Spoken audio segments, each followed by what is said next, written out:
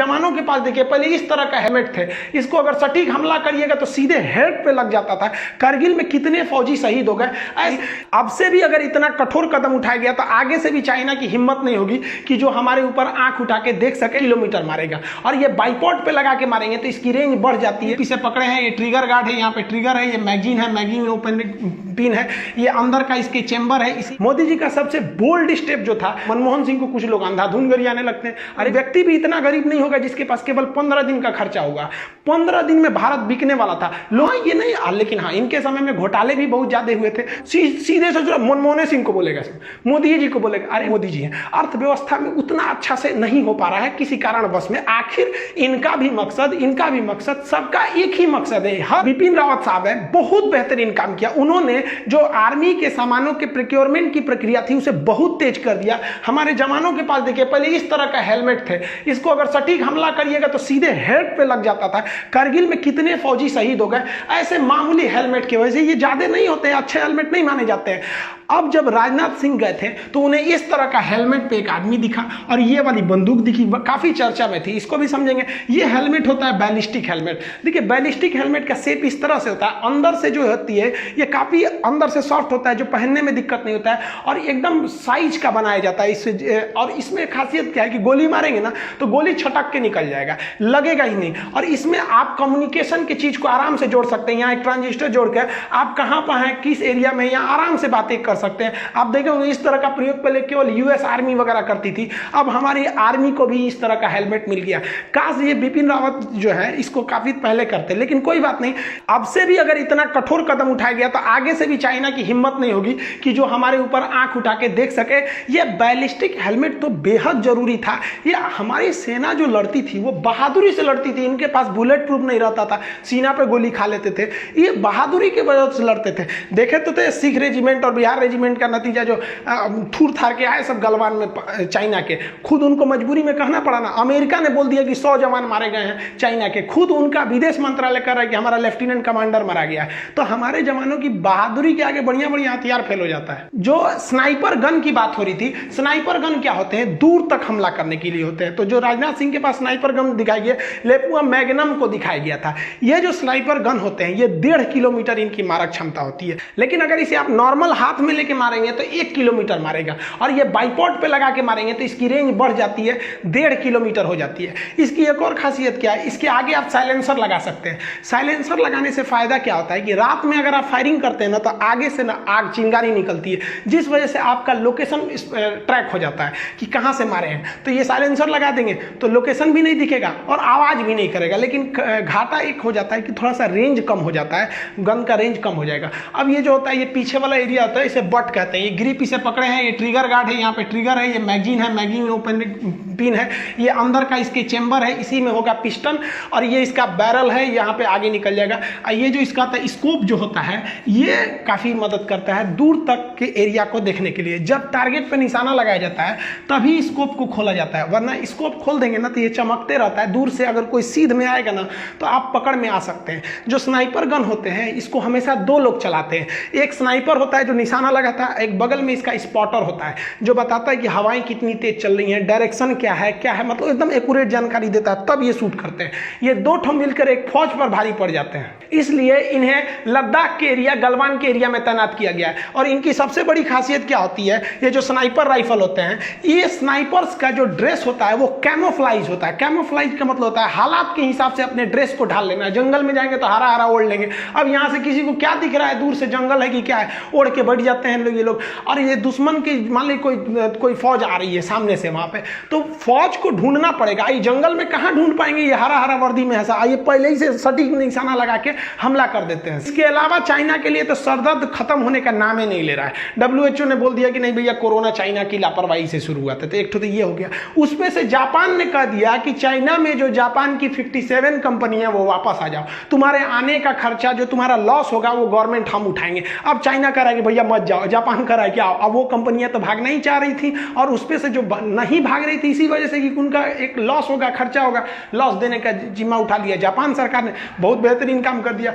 पाकिस्तान जो चाइना का गर्लफ्रेंड है वो भी ससुरा टिकटॉक पर बैन लगा दिया यहाँ पे, बहुत अच्छा किया यहाँ पे। और भारत ने उसके 59 ऐप पे तो बैन किया ही था। नया खबर के हिसाब से भारत अभी चाइना के 7 बड़े कंपनी, जिसमें हुआवे और अलीबाबा, चाइनीज इलेक्ट्रॉनिक्स, ये सब जैसे 7 बड़ी बड़ी अरबों खरबों की कंपनियों को बैन लगाने जा रहा है। तो ये आर्थिक तंगी तो झेल ही रहा है, साथ ही कुदरत भी इस साल चाइना को बढ़िया से सबक सिखा रही है। उसके 433 नदियों में जो पानी है वो उफान पे खतरे के निशान को पार कर दिया है। वुहान शहर जहां से कोरोना निकला, अब वो वुहान शहर डूबने के कगार पे है। मोदी जी ने जो इस बार डिप्लोमेसी किया वो बहुत ही खतरनाक डिप्लोमेसी, बहुत बेहतरीन डिप्लोमेसी किया।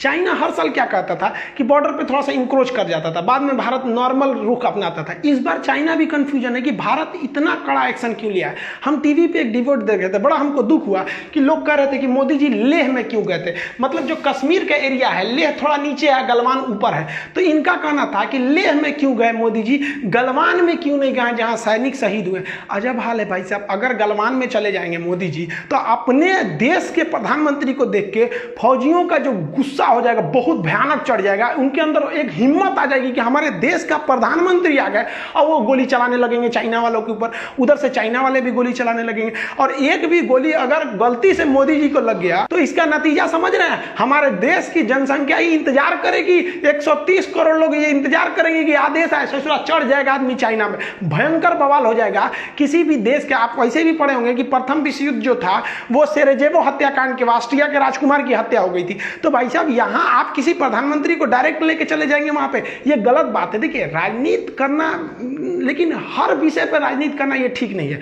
हर सबके अंदर कुछ अच्छाइयां होती है। मोदी जी का सबसे बोल्ड स्टेप जो था 370 को खत्म किया, कोई प्रधानमंत्री नहीं कर सकता था। यार देखो, कोई भी प्रधानमंत्री 100% सही नहीं हो सकता।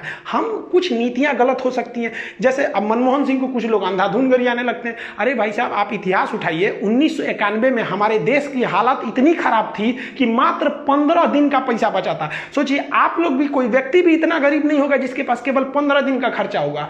15 दिन में भारत बिकने वाला था, लोगों को लगा था कि ले फिर गुलाम होगा। उस समय पीवी नरसिंह राव प्रधानमंत्री थे, उन्होंने मनमोहन सिंह को कहा कि कुछ भी कीजिए, हम आपको प्रधानमंत्री तक का पावर देते हैं, लेकिन आप कुछ भी कीजिए, देश को बचाइए।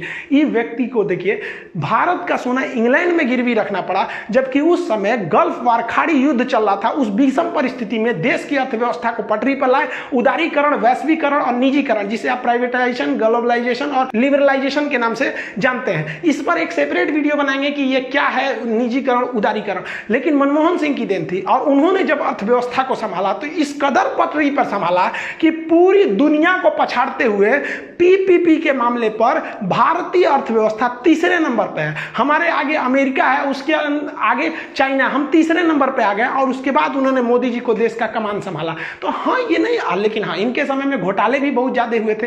तो इनकी कुछ नीतियां गलत हो सकती हैं, कुछ नीतियां अच्छी हो सकती हैं। तो हम आप सबको कहना चाहते हैं, कोई भी प्रधानमंत्री 100% नहीं हो सकता। मोदी जी की भी कुछ नीतियां गलत हो जाती हैं, जैसे बेरोजगारी वाला मैटर पे हो सकता है, इनके भी कुछ नीतियां गलत है, घोटाला वाला पे।